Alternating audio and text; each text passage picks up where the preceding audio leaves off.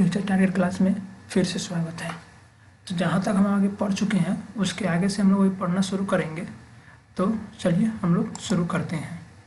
देखिए हम लोगों ने पिछली क्लास में हम लोग पढ़ा था, जहाँ तक हम लोगों ने पढ़ा था उसको हम लोग पहले देख लेते हैं। चलिए हम लोग आज का क्लास शुरू करते हैं।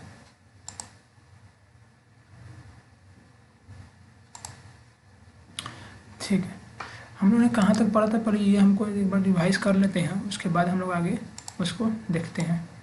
तो सबसे पहले देख लीजिएगा, हम लोगों ने पढ़ा हुआ था कहाँ तक कि हम लोगों ने पढ़ा था कि अम्लों में धात्विक ऑक्साइड की अभिक्रिया कैसे होती है और उसके क्या क्या कारण हैं।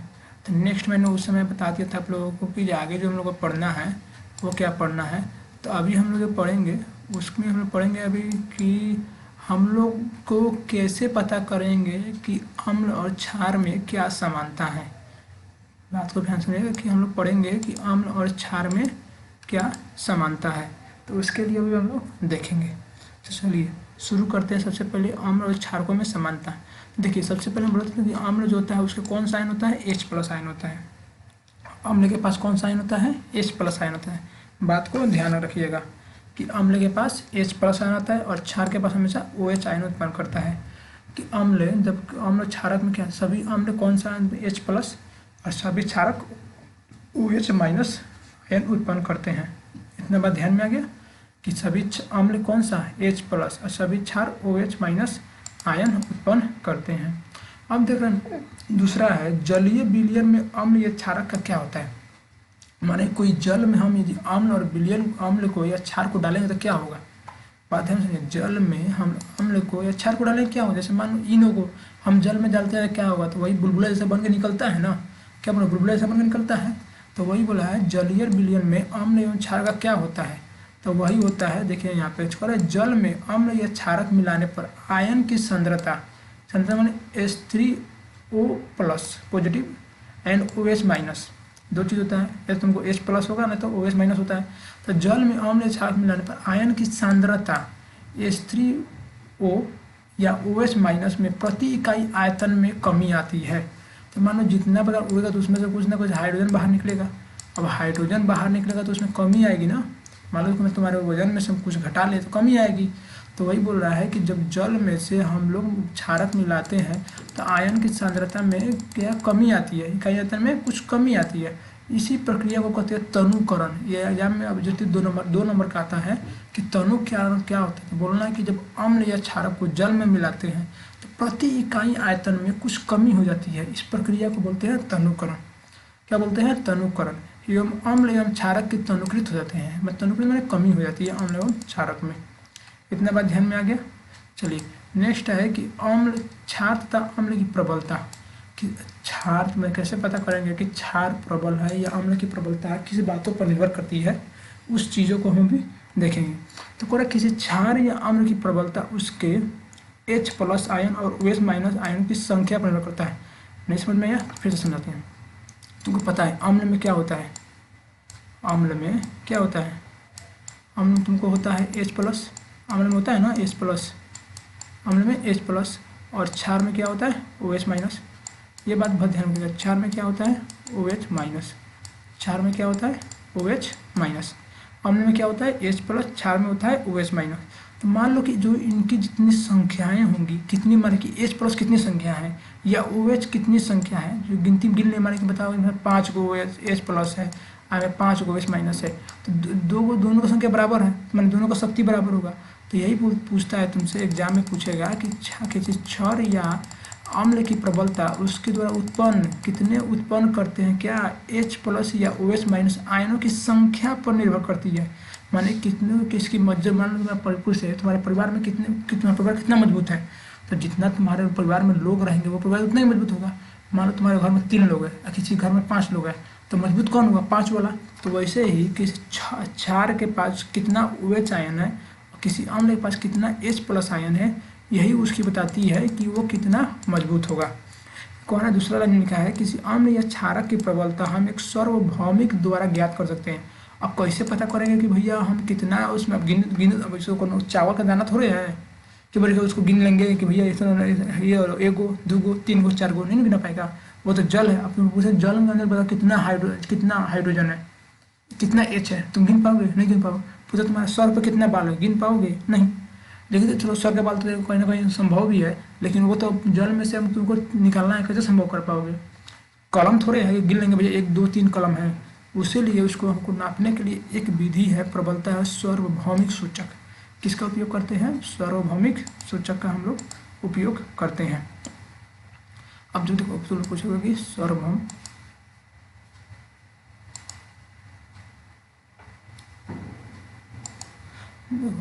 तुम लोग पूछोगे सार्वभौम सूचक क्या होता है? क्या पूछोगे? सार्वभौम सूचक क्या होता है? देखो अनेक सूचकों का मिश्रण होता है। सार्वभौम सूचक क्या होता है? अनेक सूचकों का मिश्रण होता है। अब ये कैसे काम करता है? तो कह रहा है ये सूचक बस एक चीज़ पर काम करता है कि ये सूचक किसी विलयन में हाइड्रोजन आयन पर, ध्यान रखना, यह सूचक किसी विलयन में हाइड्रोजन आयन की विभिन्न सांद्रता के विभिन्न रंगों द्वारा प्रदर्शित करता है। बात समझ में नहीं आया? कुछ मत समझो। देखो हम तुझे पूछे कि अम्ल में क्या रहता है। अम्ल में बात वही है कि एक चीज़ को तुम लोग बार बार समझाना पड़ता है कि अम्ल में क्या होता है? H+। अम्ल में क्या होता है? H+। क्षार में क्या होता है? क्षार में तुमको होता है OH-, पता है ना? अम्ल में क्या होता है? H+। क्षार में क्या होता है? OH-। इतना समझ आ गया? हम तुमसे पूछे दोनों में कौन चीज़ है, तो तुम बोलोगे दोनों में कहीं ना कहीं हाइड्रोजन है, H है, दोनों में कहीं ना कहीं H है ना। तो यही बात को पता करता है तुम्हारा कौन? कि सार्वभौम सूचक। सार्वभौम सूचक बताता है कि मान लो कोई अम्ल है या कोई क्षार है, उसके अंदर कितना H है या कितना हाइड्रोजन है। इसी चीज़ का वो पता करने के लिए किसका उपयोग किया जाता है हम लोग? सार्वभौम सूचक का। तो वही कह रहा है किसी विलयन में वो कितना हाइड्रोजन है, वो नापने के लिए हम लोग सार्वभौम सूचक का उपयोग करते हैं। अब इसके अंदर क्या क्या आता है वो देखें। जैसे मान लो पहला है तुम्हारा pH स्केल। क्या हो गया? pH scale. पहला क्या हो गया? pH scale. पर समझ लेते हैं क्या होता है। देखो पहला क्या है? pH scale. अब तुम लोग बोलोगे pH को चाहिए। देखो pH का मतलब होता है पावर। पावर माने शक्ति, पढ़ा होगा ना अंग्रेजी में। Power of hydrogen, power of hydrogen, power of hydrogen, power of hydrogen.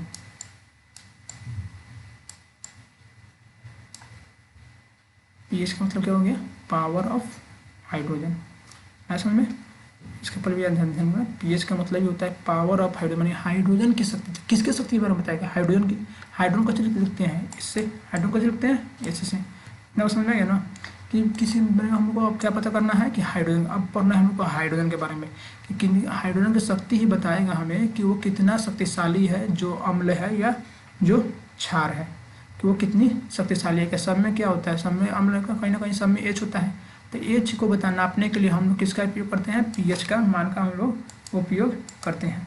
तो कह रहा है किसी विलयन में उपस्थित H+ आयन की सांद्रता ज्ञात करने के लिए, मैंने उसकी शक्ति ज्ञात करने के लिए एक स्केल विकसित किया गया जिसे pH स्केल करते हैं। आज में कि मान लें कि हम किसको pH स्केल किसका रखेगा? हाइड्रोजन रखेगा। तो किसी विलयन में मैंने घोल में हाइड्रोजन आयन की मैंने H+ की मान नापने के लिए हम जिस स्केल का उपयोग करते हैं उस स्केल को क्या बोलते हैं हम लोग? pH स्केल बोलते हैं। अब तुमको पता है कि सर इसके माध्यम से हम लोग कैसे नापते हैं। मान लो pH में पुषांश, पोटेंज, जो एक जर्मन शब्द है जिसका अर्थ होता है शक्ति, तो मैंने जर्मनी से लिया गया। P से पोटेंज भी बोल सकते हो या P से हम लोग पावर भी बोल सकते हैं। मान याद करना है तो पावर याद करो कि पावर में क्या होता है? शक्ति। अब पीटेंज मन में क्या होता है? शक्ति। पुषांश मन भी शक्ति होता है। दोनों में मतलब क्या होता है? शक्ति। तो हम जो तुमको अच्छा लगे तो उतना कठिन है, उसके बाद हम लोग याद करेंगे क्या? हम लोग याद करेंगे जो हमारे भाषा में आता है पावर। P से पावर, S से हाइड्रोजन, तो हाइड्रोजन की शक्ति। अब तुम लोग पता है कैसे इसको ज्ञात करेंगे, तो बात ध्यान में समझना है। अब pH का मान 7 रहेगा। कितना रहेगा? 7। तो विधि कैसे होगी? उदासीन। क्या होगा? उदासीन। अब इसको समझाएंगे, ध्यान से समझना चाहिए। pH का मान कितना रहेगा? 7, तो होगा उदासीन। pH का मान देखो 7 से जब मुंह खुला रहता है क्या होता है? बड़ा, और जब मुंह बंद होता है छोटा। तो देखो जब मुंह इधर बंद है तो माने 7 से कम होगा। तो pH का मान 7 से कम होगा तो कुछ होगा? अम्लीय। कुछ होगा? अम्लीय। 7 का तरफ pH की तरफ मुंह बड़ा है, इधर छोटा है, तो माने pH का मान 7 से बड़ा है तो क्या होगा? क्षारीय। इतना बात समझ में आ गया? हम जो समझते हैं तुमको इसको स्केल को भी समझाते हैं एक बार और फिर से। स्केल को तुम लोग समझ लेना ये स्केल कैसे होता है। चलिए मान लो कि हम चलते हैं फिर बोर्ड पे। जैसे मान लो ये बोर्ड हमारा हो गया, इस पर हम लोग विभिन्न मार्कर ले लेते हैं। जैसे मान लो तुम एक लोग वाइट ले लेते हैं। देखो यहाँ पे मान लो एक वाइट में स्केल खींच दिए, ऐसा ना चिड़ा गया, कोई नहीं। मान लो बीच में हो दिए, बीच में हो गया 7, इधर हो गया तुम्हारा मान लो स्केल कहीं ना कहीं खत्म होगा ना। तो मान लो ये स्केल की गिनती है 0 से लेके 14 तक है। कहाँ तक? 0 से लेके 14 तक। इतना बस समझ में आ गया। अब देखो यहाँ पे 7 से कम होगा, कितने होगा? 7 से कम, तो कुछ होता है अम्ल। क्या होता है? अम्ल। 7 से कम होने पर कुछ होगा? अम्ल। 7 से कम होने पर अम्ल। 7 से अधिक होगा तो क्षार। 7 से अधिक होगा तो क्षार। माने कि जैसे जैसे इस 7 के पार जाएगा कड़वापन वो बढ़ते जाएगा। जैसे जैसे 7 से धीरे कम होते जाएंगे वो और खट्टा लगेगा। क्या लगेगा? खट्टा लगेगा। माने 7 से जब बढ़ेगा तो हमारा क्षार का मान बढ़ेगा। 7 से कम होगा तो अम्ल का मान घटेगा, लेकिन उसका खट्टापन को जो होगा बढ़ेगा। ध्यान में रखना सब। जैसे जैसे यहाँ पे नीचे हम लोग इधर उतरेंगे, उतरते समय मान लो इधर उतरेंगे, उतरते समय क्या होगा? ये मान घटेगा कि बढ़ेगा? घटेगा, लेकिन खट्टापन बढ़ेगा। खट्टापन बढ़ेगा। मान जब उतरेंगे तो कुछ होगा? घटेगा, लेकिन खट्टापन बढ़ेगा। वैसे ही क्षार के जब इधर चढ़ेंगे तो हमारा मान तो बढ़ रहा है, तो हमारा खट्टापन भी बढ़ रहा है। माने कि जब यहाँ से चढ़ेंगे हमारा, तो एच का मान हमेशा कम होगा। इधर एच का मान कम होते चलेगा, और इधर चलेंगे तो एच का मान बढ़ते जाएगा। एच प्लस का मान बढ़ते जाएगा। ऐसा समझ में बात इतना कि जब इधर चलेंगे तो एच प्लस का मान बढ़ते जाएगा, इधर चलेंगे तो एच का मान घटते जाएगा। लेकिन जब यहाँ ये कड़वापन बढ़ते जाएगा, इधर खट्टापन बढ़ते जाएगा और इसका मान घटते जाएगा। ये हो गया तुम्हारा पीएच स्केल। कुछ हो गया पूरा पीएच स्केल। आए बस समझ में। मान लो हम जोड़ते हैं पूरा का पूरा यहाँ से जो यहाँ तक है, यही तुम्हारा हो गया कौन सा स्केल? PH scale. कौन सा स्केल? PH scale. इतना बात समझ में आ गया कि यहाँ से जो ये थोड़ा मार्कर है नहीं, चलो कोई ना, काम चला लेना। इसे पूरा कौन सा स्केल हो गया? PH scale. बात समझ में आ गया ना। 7 से कम रहेगा तो अम्ल होगा, 7 से अधिक रहेगा तो आप 7 पे क्या होता है? तो 7 का मतलब होता है तुमको उदासीन। 7 का मान मतलब होता है उदासीन। उदासीन का मतलब बता दें कल ही। उदासीन का मतलब जो चुपचाप बैठा लगे, बिना स्वाद के लगे, कौनों में स्वाद ना हो, कोई चीज़ हो कौनों स्वाद ना हो, उदासीन हो। बस इतना बात समझ में ध्यान में आ गया। आगे समझना। चलो आगे देखते हैं कौन सा है। चलो ठीक है। तो देखो आगे तुम्हारा है कि दैनिक जीवन में पीएच स्केल का हमारा क्या महत्व है। मैंने दैनिक जीवन में कहीं ना कहीं पीएच स्केल का कुछ ना कुछ महत्व होगा ना, कि दैनिक जीवन में पीएच स्केल का महत्व। इसको अलग कॉपी पर तुम लोग लिखते चलना कि किसकी चीज़ का पीएच मान कितना होता है, किसी चीज़ का पीएच मान कितना होता है। जैसे मान लो पौधे एवं पशु पीएच पर प्रति संवेदनशील होते हैं। सब चीज़ देखो, दुनिया का सब चीज़ तुम चाटेगा ना, वो खुद में खट्टा लगेगा। कुछ लगेगा खट्टा। जाकर दीवार चाटो, पोंटा चाटो, ठीक है, चावल चाटो, जो चाटना है वो तुम्हें कैसा लगेगा? खट्टा लगेगा। कहीं ना कहीं मिल कर वो खट्टा बनता है, ठीक है। तो कह रहा है पौधे एवं पशु के पीएच के प्रति संवेदनशील होते हैं, वो जानवर होते हैं। कह रहा है हमारा शरीर का, जैसे मान लो पसीना आता है, कभी खाया लो कितना होता है, तो देखना कड़वाइटे महकेगा, ठीक है। तो पीएच मान कितना होता है? 7 से लेकर 7.8 के बीच में, थोड़ा हल्का सा कड़वा थोड़ा खट्टा के बीच में लगेगा। तो कितना हुआ? हमारे शरीर का पीएच मान कितना होता है? 7। देखो आखिर पसीना है ना, हमारे शरीर का जो पीएच मान निकलता है क्या नहीं, पसीना निकलता है। तो पसीना का पानी, पसीना क्या होता है? एक प्रकार पानी हो गया। तो पानी जब हो गया तो पानी का पीएच मान कितना होता है? 7 से 7 होता है। तो कितना देखो यहाँ पे है ना 7 के पास, 7.0 का मतलब क्या होता है? 7, और 7.8 मतलब 7.8। माने कहीं ना कहीं हमारे शरीर का पीएच मान कितना है? 7 से लेकर 7.8 के बीच में होता है। वही कह रहा है अधिक उपज के लिए पौधों के एक विशिष्ट पीएच का प्रयास की आवश्यकता होती है। यदि किसी स्थान में मिट्टी का पीएच मान कम या अधिक हो तो किसानों उसमें आवश्यकता अनुसार अम्लीय एवं क्षारीय पदार्थ मिलाते हैं। जैसे मान लो बताते हैं तुमको, मान लो कि हमारा पीएच मान क्या हो गया खेत का। तो खेत में क्या होता है, कभी देखना चूना लोग छिड़कता है, चूना खेत में चूना छिड़कता है, लोग छिड़कते हैं लोग चूना, नहीं देखा लगा खेत में चूना छिड़कते हुए। चलो खेत में घुमा करो, सब देखने को मिलेगा। देखो कभी क्या होता है ना, खेत में चूना छिड़कता है लोग। अब चूना तुमको क्या होता है? क्षारीय। चूना क्या होता है? क्षारीय। चूना क्या हो गया? क्षारीय। तो अब मान लो कि बताओ हम चूना कब छिड़केंगे? मान लो तुम्हारा घर में पोचारा करना है, पोचारा करना है, तो नया नया पूरा दीवार पेंट हो गया, तो पेंट करोगे? नहीं करोगे। तो पेंट हो गया तो पेंट क्यों करेंगे? माने जब खेत में हमको चूना छिड़के, कब छिड़केंगे? तो उसका अम्ल बढ़ जाएगा। क्या बढ़ेगा? अम्ल। क्या बढ़ जाएगा? उसका अम्ल बढ़ जाएगा, तब ना चूना छिड़केंगे, क्योंकि चूना क्षारीय होता है। तो जब माने कि अम्ल बढ़ गया तो हमको उसको नॉर्मल करने के लिए, उसको उदासीन करने के लिए हम किसका उपयोग करते हैं? चूना को। देखो यहाँ पे कह रहा है अच्छी उपज के लिए पौधे की विशिष्ट पीएच की आवश्यकता होती है। इस क्रम में मिट्टी का पीएच मान अधिक हो तो किसान उसमें आवश्यकता अनुसार अम्लीय या क्षारीय पदार्थ का मिलाते हैं। क्या बात समझ में? अब ये कब डालते हैं? जैसे मान लो खेत में अम्ल है, ठीक है, अम्ल बढ़ गया है ना, खेत में अम्ल बढ़ गया, अम्ल मतलब खट्टापन बढ़ गया। जमीन का जब खट्टापन बढ़ गया तो फसल नहीं अच्छा आएगा, तो उसके लिए मान लो इसमें हम चूना मिला देते हैं। चूना कौन मिलाएंगे? चूना। चूना क्या होता है? क्षारीय। जब चूना मिला देते हैं तो ये हो जाता है उदासीन। क्या बन जाता है? उदासीन। आज बस में क्या होता है? उदासीन। खेत में चूना लोग छिड़कता है, कब छिड़कता है? इधर हमेशा नहीं छिड़केगा। जब खेत में अम्ल का मात्रा बढ़ जाएगा तो कौन चीज छिड़केगा? चूना। वैसे ही मान लो क्षार का मात्रा बढ़ता है, कौन सी मात्रा? क्षार की मात्रा बढ़ जाए। क्षार कभी कभी मिट्टी कड़वापन लगने लगे तो कड़वा हो जाए, तो क्षार की जब मात्रा बढ़ जाएगी तो इसमें हम कौन चीज डालेंगे? माने कोई ना कोई हमको कम करना पड़ेगा उदासीन बनाने के लिए। उदासीन बनाने के लिए कुछ ना कुछ हमको डालना पड़ेगा जिससे ये कम हो जाए। तो क्षार को जब कम करने के लिए हम इसमें देखो गाँव में वो ढैंचा का पेड़ होता है, देखा तो बड़का बड़का इम्यूनाइजेशन होता है, 5-6 फीट का होता है। उसको बाद में रोपा जाता है, 1-1.5 महीना बाद उसी में छोड़ दिया जाता है, जिससे उसका पतवा पूरा उसमें झड़ जाए। तो उसे इलायची का पेड़ हो गया, तुमको इम्यूनाइजेशन होता है उसका पता, ढेंची का पेड़ बोलता है सब। अब पता नहीं क्या नाम है उसका, भोजपुरी में क्या बोलता है लोग, बिहार में। लेकिन खेत में जब पूरा फसल कट जाता है उसके बाद उसमें काट कर उसको छोड़ देता है लोग ढांची के पेड़ जैसा, तो उसमें क्षार में वो पेड़ को डाला जाता है। इतना बात समझ में आ गया? चलो अब कह रहे हैं हमारे, मान लो हमारे शरीर में कुछ ना कुछ पीएच मान होगा ना। हमारे शरीर का पीएच मान कितना होगा? सबका दुनिया का हर एक चीज़ का पीएच मान होगा, तो हमारे शरीर का पीएच मान कितना होता है? तो देखो चलो देखते हैं हमारे शरीर का पीएच मान कितना होता है। कह रहा है हमारे उदर में क्या होता है? पेट, स्टोमच में हाइड्रोक्लोरिक अम्ल होता है। हाइड्रोक्लोरिक अम्ल मतलब किसी भी चीज़ को पचा लेना। मान लो हम लोग खाना नहीं पचता है, क्या कहते हैं लोग? तुमको चूना खा लेगा तो खाना नहीं पचने पर कच्ची खाता है लोग, हजमोला खाएगा सब, तुम लोग इनो पिएगा सब। तो कह रहा है हाइड्रोक्लोरिक HCl उत्पन्न होता है जो भोजन को पाचन में सहायता करती है। तो वही तुमको पचाता है भोजनों को। हजमोला खा लेंगे क्या होगा? भोजन पचा लेगा, गैस बनकर निकल जाएगा। तो कह रहा है अपच की स्थिति में उदर अधिक मात्रा में अम्ल उत्पन्न करता है, जिसके कारण उदर में दर्द और जलन होता है।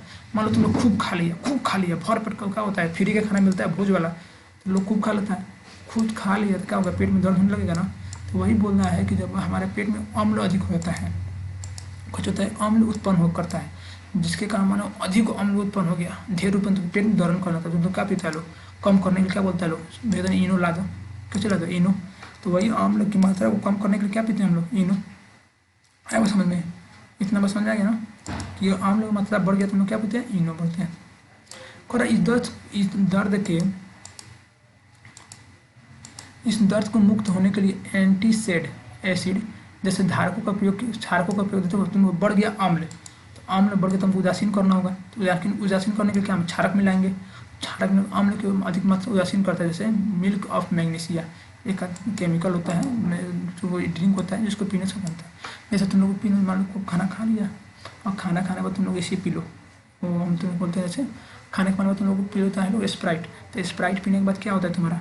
स्प्राइट पीने के बाद तुम लोग लगता है डकार आने, तो कहने कि तुम्हारे जो पेट में अम्ल है वो बाहर निकलना था, तुम्हारा खाना को थोड़ा पचा देता है।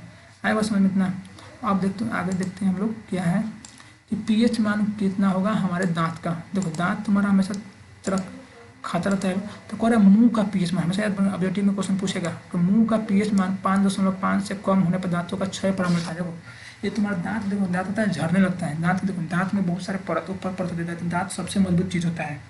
तो जब दांत में कुछ कमजोर होने लगता है तो उसको कब कमजोर होगा? जब मुंह का पीएच मान, कुछ ना कुछ तुम्हारा मुंह का अंदर का पीएच मान होगा ना, तो मुंह का पीएच मान 5.5 से कम होने पर तो ऑब्जेक्टिव पूछेगा कि दांत का क्षय कब प्रारंभ होगा। तो बस ये लिखना कि जब इसका मान 5.5 से कम हो। जब 5.5 से कम होता है तो मैं दांतों का क्षय में होता है झरना, और झरना नदी वाला झरना नहीं, मैंने किसी चीज़ को नहीं होता, जैसे सीमेंट में से दीवार होता है उसमें से पपड़ी लगता है झड़ने, वैसे तो तुम्हारे दांत में भी से झड़ने लगता है। तो दांतों का इनेमल क्या होता है? इनेमल होता है एक जो हमें दांत को बचाता है। कहते दांतों का इनेमल कैल्शियम फास्फेट से बना होता है। किससे बना होता है? Calcium phosphate. तो शरीर का सबसे कठोर पदार्थ होता है, दांत दुनिया में सबसे कठोर पदार्थ है, ठीक है। इसलिए इतना बड़ के मुर्गा खड़ी खा लेता है सब, चबा लेता है सब। ये जल में नहीं घुलता है। देखो हम तुमसे बोल रहे हैं जल, जाके दांत को जल में घुमाओ, घुलाएगा तो घुलेगा। देखो बचपन में दांत टूटता था, तुम क्या करते थे लोग? उसको जाके माटी में जाकर कहीं गाड़ देते थे, करते थे ना। तो वही बात हुआ है कि दांत में सबसे कठोर भाग क्या होता है? हमारा दांत होता है। और दांत का कोई चीज़ बनता है कैल्शियम फास्फेट से, लेकिन मुंह का पीएच मान 5 से जब कम होता है तो ये संक्षारित मान क्या होता है, ये झड़ने लगता है, ये खराब होने लगता है। तो पूछेगा दांत का मान, दांत कब झड़ने लगेगा, तो जब पीएच मान उसका 5.5 से कम होगा, पीएच मान 5.5 से कम होगा। अब बात समझ में, जैसे समझे हो रहा है। क्षारकीय दांत मंजन का उपयोग करने से अम्ल की अधिकतम मात्रा में उदासीन किया जाता है। तब पूछेगा सर ये कब, तो मान लो तुम्हारा 5.5 से हुआ कम, दांत कब झड़ेगा, 5.5 से बढ़ेगा तब ना कम में, दांत कब झड़ता है 5.5 से कम होगा। 7 से कम है, 7 से अधिक है, 7 से कम है माने अम्लीय होगा। अब एक रखा हमको बराबर करना है उदासीन, तो कहीं ना कहीं हमको क्षार मिलाना पड़ेगा ना। तो क्षार मिलाने के लिए किसका उपयोग करते हैं हम लोग, बोरे बोरे कच्ची का उपयोग करते हैं लोग, मंजन करता है सब, तो कच्ची का होता है, क्षार का होता है। लिख देखा ना, क्षारकीय दंत मंजन, कौन सा मंजन, क्षारकीय दंत मंजन। दंत मंजन का उपयोग करते हैं अम्ल की मात्रा थोड़ा बढ़ जाए, जिससे वो खाना मुंह हमारा उदासीन हो जाए, जिससे वो नॉर्मल हो जाए, जिससे हमारा जो दांत है वो झड़े नहीं। तो जो दंत मंजन होता है वो कैसा होता है, क्षारकीय होता है। कैसा होता है, क्षारकीय होता है। इतना बात समझ में आ गया। दंत मंजन कैसा होता है, क्षारकीय होता है। चलिए आगे देखते हैं हमारा कि कह रहा है पशुओं, पेड़ पौधे और पशुओं में द्वारा उत्पन्न रसायनों की आत्मरक्षा, कि मान लो पेड़ पौधे पशु अपना रक्षा कैसे करते हैं। तो मान लो तुम जैसे मान लो कि चींटी देखा है सब, चींटी का डंक बड़ा खतरनाक होता है। देखो कह रहा है मधुमक्खी का डंक, कच्ची का डंक, मधुमक्खी का डंक अम्ल छोड़ता है।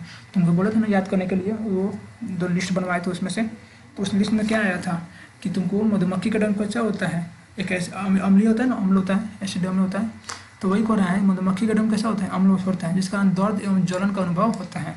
मान लो मधुमक्खी को कटवाया सब, मधुमक्खी काटने में बहुत दर्द होता है, तो कैसा होता है, वो अम्लीय होता है। डंक मारे गए अंग में बेकिंग सोडा का उपयोग करने से, अब मान लो उसको हमको कैसे करना है, अब ये अम्लीय है, अब अम्ल बढ़ गया, तुमको नॉर्मल करना है। जैसे मान लो ये लाइन हो गया, ये तुमको 7 हो गया, इधर यहाँ पे मान लो अम्ल है, तो हमको यहाँ से यहाँ तक जाने के लिए कुछ क्षार मिलाना पड़ेगा, तब ना जाके यहाँ पहुँचेगा। अम्ल मिलाएंगे तो ये और घट जाएगा ना, अम्ल मिला देंगे तो ये तो और घट जाएगा, लेकिन हम जब क्षार मिला देंगे तो यहाँ से यहाँ पहुँचेगा। तो कच्ची का डंक मिलाने के मारे बेकिंग सोडा का उपयोग करना, खाने वाला सोडा होता है ना, बेकिंग सोडा, खाने वाला सोडा मिलाते हैं खाना खाते समय, तो उसी सोडा का उपयोग करना चाहिए। कच्ची का उपयोग बेकिंग सोडा का उपयोग हमको करना है। माने कि जब मान लो किसी को मधुमक्खी काट लेता है तो वो किसका उपयोग करेगा, बेकिंग सोडा का उपयोग करेगा। असल में नेटल एक कीड़ा होता है का डंक मारने से मेथनोइक अम्ल, तुम लोग याद किया था ना, बोले याद करके, मेथनोइक अम्ल हो, यह भी अम्ल छोड़ रहा है, जिस कारण जलन और दर्द होने का अनुभव होता है। किसका होता है, जलन और दर्द का अनुभव होता है। इसका डंक को ऐसा डंक पौधे पत्ती का रगड़ कर किया जाता है, जो कि पत्ती एक पौधा होता है डॉक नाम का, कौन पत्ती, डॉक नाम का एक पेड़ होता है, उसका पत्ती जब रगड़ के ऊपर लगा देंगे ना तो उससे हमको ऐसी आराम मिलेगा। क्यों, ताकि ये अम्ल है और पत्तियाँ कैसा होगा, क्षार होगा, तभी जो अम्ल क्षार मिलेगा क्या बनेगा, लवण उदासीन बनेगा। क्या बनेगा, उदासीन, हमें जलन से राहत मिलेगी। आया बस इतना समझ में। तो बात यही है, बस इतना है कि आपको पेड़, मान लो तुम जैसे तुम लोग को बोले कुत्ता से तुम लोग डरता है, नहीं जो नहीं डरता है, काहे नहीं डरेगा, वो काटा नहीं होगा, एक बार कटवा लो तो तुमको डर नहीं लगना है। उसने मधुमक्खी को मार लो, मधुमक्खी को सब मार देगा, यदि उसके पास अपना कुछ इलाज नहीं रहे सब उसको मार देंगे। जैसे मान लो तुम्हारा पर पूछे चींटी, चींटी को मान लो तुमको बोलेंगे मारने का, सब मार देगा आराम से, एक तरीके मारेगा तो मर जाएगा। तो वही, लेकिन मान लो चींटी जगह पर कोई और जानवर आ जाए, लेकिन वो चींटी बड़ा हो जाए, काला वाला आ जाए बड़का, तब उसके बाद एक बार काटेगा तो रुका देगा। तो उसी तरह बोल रहे हैं कि जैसे जैसे उसका मान बढ़ता जाता है वैसे वैसे वो मधुमक्खी या डंक जो भी होता है वो अम्लीय होता है। तो उससे हमको मान को कम करने के लिए या बढ़ाने, उदासीन करने के लिए हम उसमें क्षारीय को मिलाते हैं। कल को हम लोग पढ़ेंगे लोग अम्लीय वर्षा क्या होती है, और इसके आगे हम लोग कल पढ़ा जाएगा। ठीक है, चलिए यहीं तक बस।